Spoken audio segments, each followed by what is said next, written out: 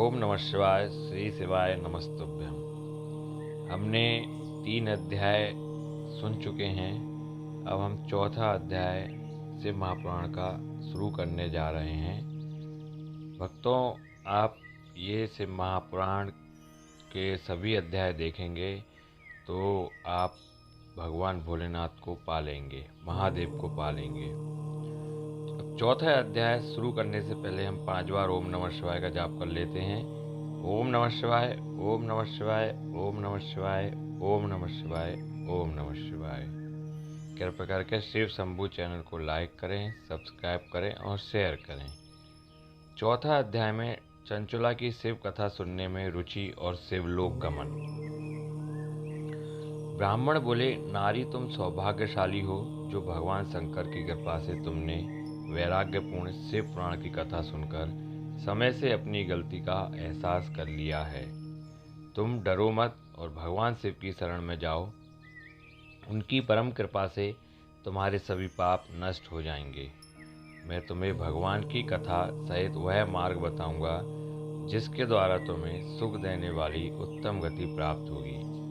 शिव कथा सुनने से तुम्हारी बुद्धि शुद्ध हो गई है और तुम्हें पश्चाताप हुआ है तथा मन में वैराग्य उत्पन्न हुआ है।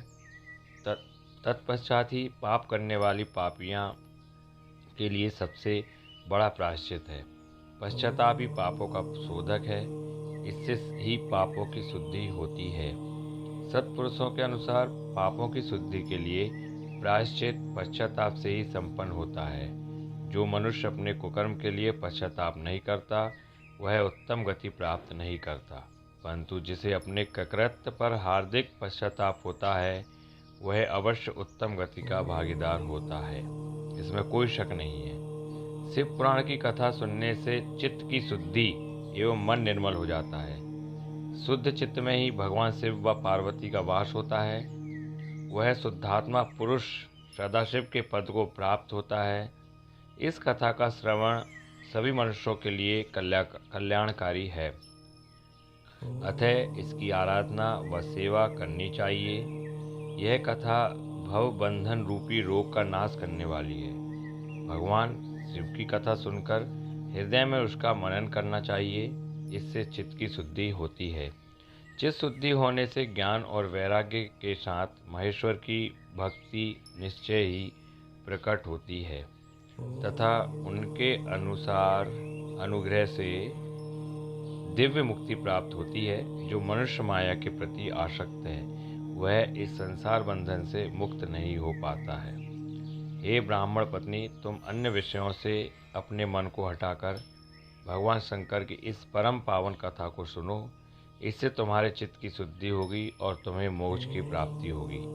जो मनुष्य निर्मल हृदय से भगवान शिव के चरणों का चिंतन करता है उसकी एक ही जन्म में मुक्ति हो जाती है। सूत जी कहते हैं, सोनक, यह कहकर वे ब्राह्मण चुप हो गए।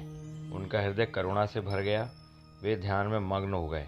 ब्राह्मण का उक्त उपदेश सुनकर चंचुला के नेत्रों में आनंद के आंसू छलक आए। वह हर्ष भरे हृदय से ब्राह्मण देवता के चरणों में गिर गई और हाथ जोड़कर बोली, मैं कृतार्थ हो गई। हे ब्राह्मण, शिव भक्तों में श्रेष्ठ स्वामिन, आप धन्य हैं। आप परामर्थदर्शी हैं और सदा परोपकार में लगे रहते हैं। साधु, मैं नरक के समुद्र में गिर रही हूँ, कृपा कर मेरा उद्धार कीजिए। जिस पौराणिक व अमृत के समान सुंदर शिव पुराण कथा की बात आपने की है उसे सुनकर ही मेरे मन में वैराग्य उत्पन्न हुआ है। उस अमृतमय शिव पुराण कथा को सुनने के लिए मेरे मन में बड़ी श्रद्धा हो रही है। कृपया आप मुझे उसे सुनाइए। सूत जी कहते हैं, शिव पुराण की कथा सुनने की इच्छा मन में लिए हुए चंचुला उन ब्राह्मण देवता की सेवा में वहीं रहने लगी। उस गोकर्ण नामक महाक्षेत्र में उन ब्राह्मण देवता के मुख से चंचुला शिव पुराण की भक्ति, ज्ञान और वैराग्य बढ़ाने वाली और मुक्ति देने वाली परम उत्तम कथा सुनकर कृतार्थ हुई। उसका चित्त शुद्ध हो गया। वह अपने हृदय में शिव के सगुण रूप का चिंतन करने लगी। वह सदैव शिव के सच्चिदानंदमय स्वरूप का स्मरण करती थी। तत्पश्चात अपना समय पूर्ण होने पर चंचुला ने बिना किसी कष्ट के अपना शरीर त्याग दिया। उसे लेने के लिए एक दिव्य विमान वहां पहुंचा। वह विमान शोभा साधनों से सजा था। एवं शिव गणों से सुशोभित था। चंचुला विमान से शिवपुरी पहुंची। उसके सारे पाप धुल गए, वह दिव्यांगना हो गई। वह गौरांगी देवी मस्तक पर अर्धचंद्र का मुकुट व अन्य दिव्य आभूषण पहने शिवपुरी पहुंची। वहां उसने सनातन देवता त्रिनेत्रधारी महादेव शिव को देखा। सभी देवता उनकी सेवा में भक्ति भाव में उपस्थित थे। उनकी अंग कांति करोड़ों सूर्यों के समान प्रकाशित हो रही थी। 5 मुख और हर मुख में 3-3 नेत्र थे। मस्तक पर अर्धचंद्राकार मुकुट शोभायमान हो रहा था। कंठ में नील चिन्ह था। उनके साथ में देवी गौरी विराजमान थी, जो विद्युत पुंज के समान प्रकाशित हो रही थी। महादेव जी की कांति कपूर के समान गौर थी। उनके शरीर पर श्वेत वस्त्र थे तथा शरीर श्वेत भस्म से युक्त था। इस प्रकार भगवान शिव के परम उज्ज्वल रूप के दर्शन कर चंचुला बहुत प्रसन्न हुई। उसने भगवान को बारंबार प्रणाम किया और हाथ जोड़कर प्रेम, आनंद और संतोष से युक्त हो विनीत भाव से खड़ी हो गई।